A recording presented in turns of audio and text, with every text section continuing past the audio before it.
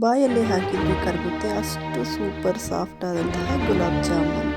ಈಗ ನಾನಿಲ್ಲಿ ತೋರಿಸ್ತಾ ಇದ್ದೀನಿ ನೋಡಿ, ಎಷ್ಟು ಚೆನ್ನಾಗಿ ಪಾಕ ಎಲ್ಲ ಅಬ್ಸರ್ವ್ ಆಗಿದೆ ಮತ್ತು ಎಷ್ಟು ಚೆನ್ನಾಗಿ ಬಂದಿದೆ. ಮಕ್ಕಳಿಗೆ ಮತ್ತು ದೊಡ್ಡವ್ರಿಗೆ ಎಲ್ಲ ಇಷ್ಟ ಆಗುವಂತಹ ಗುಲಾಬ್ ಜಾಮೂನ್. ಈ ರೀತಿ ಡ್ರೈ ಜಾಮೂನ್ ಕೂಡ ಮಾಡ್ಬೋದು. ಇಷ್ಟು ಸೂಪರಾದ ಜಾಮೂನನ್ನು ಮಾಡಲು ಈ ವಿಡಿಯೋನ ಫುಲ್ ನೋಡಿ. ಶಾರಿಕಾ ಶ್ರುತಿ ಹೋಮ್ ರೆಸಿಪೀಸ್ಗೆ ಸ್ವಾಗತ. ಇನ್ನೂ ಯಾರು ಚಾನಲ್ಗೆ ಸಬ್ಸ್ಕ್ರೈಬ್ ಆಗಿಲ್ಲ ಅವ್ರು ಈಗಲೇ ಸಬ್ಸ್ಕ್ರೈಬ್ ಆಗಿ ಮುಂದಿನ ನೋಟಿಫಿಕೇಷನ್ಗಾಗಿ ಬೆಲ್ ಐಕನನ್ನು ಪ್ರೆಸ್ ಮಾಡಿ. ವಿಡಿಯೋ ಇಷ್ಟ ಆದರೆ ಲೈಕ್ ಮಾಡೋದನ್ನು ಮರಿಬೇಡಿ. ಹಾಗಾದರೆ ಬನ್ನಿ ಮಾಡೋದು ಹೇಗೆ ನೋಡೋಣ. ಇಲ್ಲಿ ನಾನು 2 GRB ಗುಲಾಬ್ ಜಾಮೂನ್ ಪೌಡರನ್ನು ತೊಗೊಂಡಿದ್ದೀನಿ, ಮತ್ತು 1 ಕಪ್ಪು ಹಾಲು, ಮತ್ತು ಸ್ವಲ್ಪ ಡ್ರೈ ಕೋಕೋನಟ್ ಪೌಡರ್, ಮತ್ತು 4-5 ಏಲಕ್ಕಿಯನ್ನು ತಗೊಂಡಿದ್ದೀನಿ, ಮತ್ತು ಸ್ವಲ್ಪ ಬಿಡಿಸಿರುವಂತಹ ಪಿಸ್ತಾ. ಈಗ ಮಾಡೋದು ಹೇಗೆ ನೋಡೋಣ. ಈಗ ನಾನಿಲ್ಲಿ ಕಟ್ ಮಾಡಿ 2 ಪ್ಯಾಕ್ ಗುಲಾಬ್ ಜಾಮೂನ್ ಪುಡಿಯನ್ನು ಯೂಸ್ ಮಾಡ್ತಾಯಿದ್ದೀನಿ.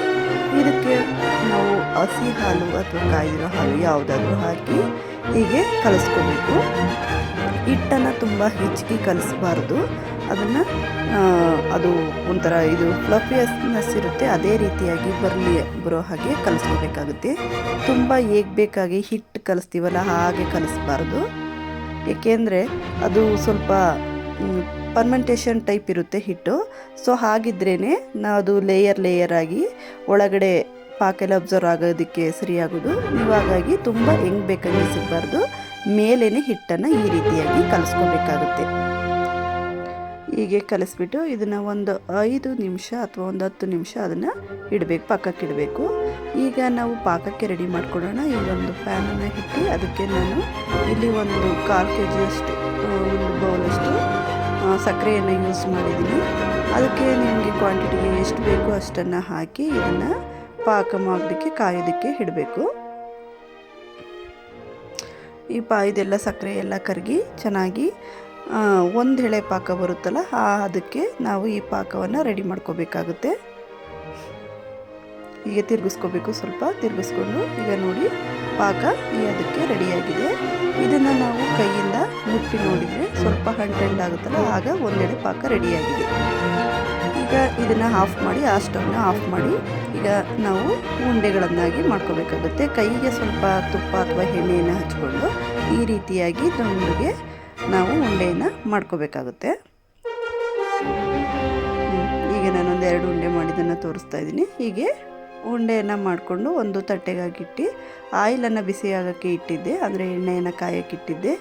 ಈಗ ಒಂದೊಂದೇ ಹಾಕಿ ನಾವು ಇದನ್ನು ಗೋಲ್ಡನ್ ಬ್ರೌನ್ ಬರೋ ತನಕ ಇದನ್ನು ನಾವು ಕರ್ಕೋಬೇಕಾಗುತ್ತೆ. ಒಂದಕ್ಕೊಂದು ಅಂಟ್ಕೊತವೆ ನೋಡಿಕೊಂಡು ಹಾಕೋಬೇಕಾಗುತ್ತೆ.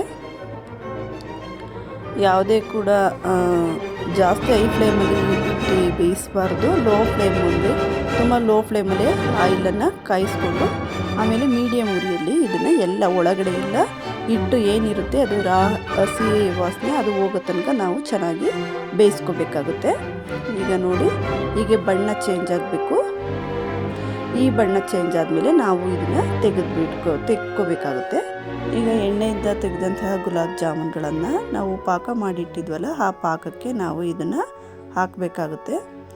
ಈಗ ಹಾಕಿ ನಾವು ಕನಿಷ್ಠ ಒಂದು ಅರ್ಧ ಗಂಟೆ ಅಥವಾ 1 ಅವರನ್ನೇ ನಾವು ಈ ಒಂದು ಪಾಕದಲ್ಲಿ ಚೆನ್ನಾಗಿ ನೆನ್ಕೊಳ್ಳೋದಕ್ಕೆ ಬಿಡಬೇಕಾಗುತ್ತೆ. ನಾನು ಇದಕ್ಕೆ ಮೇಲೆ ಸ್ವಲ್ಪ ಏಲಕ್ಕಿ ಪುಡಿಯನ್ನು ಹಾಕ್ತಾಯಿದ್ದೀನಿ. ಈಗ ನೋಡಿ ಪಾಕ ಎಲ್ಲ ಇದು ಈಗ ಒಂದು ಸ್ವಲ್ಪ ನಿಧಾನಕ್ಕೆ ಆಡಿಸ್ಬೇಕು. ಈಗ ಅಂದರೆ ಮೇಲೆ ಕೆಳಗೆ ಸ್ವಲ್ಪ ಸ್ಪ್ರೆಡ್ ಆಗಂಗೆ ಪಾಕದಲ್ಲಿ ಚೆನ್ನಾಗಿ ಹತ್ಕೊಳ್ಳೋದಕ್ಕೆ ಹಿಂಗೆ ಒಂದು ಸಲ ತಿರುಗಿಸ್ಬೇಕಾಗುತ್ತೆ. ಈಗ ನೋಡಿ ಅಲ್ಲೇ ಪಾಕ ಅಷ್ಟು ಹೀರ್ಕೊಂಡು ಪಾಕ ಆಗಲೇ ಕಡಿಮೆ ಆಗ್ತಾ ಬಂದಿದೆ. ಜಾಮೂನ್ ಕೂಡ ತುಂಬ ಚೆನ್ನಾಗಿ ರೆಡಿಯಾಗಿದೆ. ತುಂಬಾ ಚೆನ್ನಾಗಿ ಬಂದಿತ್ತು. ಮಕ್ಕಳು ಎಲ್ಲ ಇಷ್ಟಪಟ್ಟು ತಿಂತಾರೆ. ನೋಡಿ ಎಷ್ಟು ಚೆನ್ನಾಗಿ ಬಂದಿದೆ ಅಂತಂದರೆ ಅಷ್ಟು ಚೆನ್ನಾಗಿತ್ತು. ಮೇಲೆಲ್ಲ ಕ್ರಿಸ್ಪಿಯಾಗಿ ಮತ್ತು ಒಳಗಡೆ ಎಲ್ಲ ಪಾಕ ಚೆನ್ನಾಗಿ ಅಬ್ಸರ್ವ್ ಮಾಡಿಕೊಂಡು ಅಷ್ಟು ಸೂಪರಾಗಿತ್ತು. ಬಿಸಿ ಇದ್ದಾಗಲೇ ತಿನ್ನಲಿಕ್ಕೆ ತುಂಬಾ ಚೆನ್ನಾಗಿತ್ತು. ನೋಡಿ ನಾನು ಇಲ್ಲಿ ತೋರಿಸ್ತಾ ಇದ್ದೀನಿ, ಒಳಗಡೆ ಎಲ್ಲ ಎಷ್ಟು ಚೆನ್ನಾಗಿ ಪಾಕ ಅಬ್ಸರ್ವ್ ಆಗಿದೆ ಮತ್ತು ತಿನ್ನೋದಕ್ಕೂ ಕೂಡ ಅಷ್ಟೇ ರುಚಿಯಾಗಿತ್ತು. ನೀವು ಒಂದ್ಸಲ ಟ್ರೈ ಮಾಡಿ ನೋಡಿ, ಮಕ್ಕಳೆಲ್ಲ ತುಂಬ ಇಷ್ಟಪಟ್ಟು ತಿಂತಾರೆ. ಮತ್ತು ಹೊರಗಡೆ ಎಲ್ಲಾದರೂ ತೊಗೊಂಡೋಗ್ಬೇಕು ಅಂದರೆ ಈ ರೀತಿ ಕೋಕೋನಟ್ ಪೌಡರನ್ನು ಮಾಡಿಕೊಂಡು ಅದರಲ್ಲಿ ನೀವು ಬೇರೆ ಕಡೆ ಕ್ಯಾರಿ ಮಾಡೋಕ್ಕಾದರೆ ಆಯಿಲೆಲ್ಲ ಹಾಕ್ಕೊಂಡೋಗೋದು, ಅಂದರೆ ಪಾಕ ಎಲ್ಲ ಹಾಕೊಂಡೋದ್ರೆ ಅದು ಬ್ಯಾಗಲ್ಲೆಲ್ಲ ಸ್ಪ್ರೆಡ್ ಆಗಿಬಿಡುತ್ತೆ. ಸೊ ಬೇರೆ ಕಡೆ ಟ್ರಾನ್ಸ್ಫರ್ ಮಾಡಬೇಕು ಅಂತಂದರೆ ನೀವು ಈ ರೀತಿ ಮಾಡ್ಕೊಂಡೋದ್ರೆ ತುಂಬಾ ಚೆನ್ನಾಗಿರುತ್ತೆ. ಇದು ಕೂಡ ಬಡಿಸ್ಲಿಕ್ಕೆ ಅಥವಾ ಪ್ರೆಸೆಂಟೇಷನ್ಗೆ ಮತ್ತು ಈಗ ಬರ್ತಿರುವಂಥ ವರಮಹಾಲಕ್ಷ್ಮಿ ಪೂಜೆಗೆ ಎಲ್ಲ ಬೆಸ್ಟ್ ಕಾಂಬಿನೇಷನ್ ಇರುತ್ತೆ. ನೀವು ಒಂದ್ಸಲ ಟ್ರೈ ಮಾಡಿ ನಿಮ್ಮ ಅನಿಸಿಕೆಯನ್ನು ನನಗೆ ಕಾಮೆಂಟ್ ಮೂಲಕ ತಿಳಿಸಿ. ನಮ್ಮ ಚಾನಲ್ಗೆ ಸಪೋರ್ಟ್ ಮಾಡೋದನ್ನು ಮರಿಬೇಡಿ ಮತ್ತು ನಮ್ಮ ಚಾನಲನ್ನು ಸಬ್ಸ್ಕ್ರೈಬ್ ಮಾಡ್ಕೊಳ್ಳಿ. Thank you so much. Thank you for watching.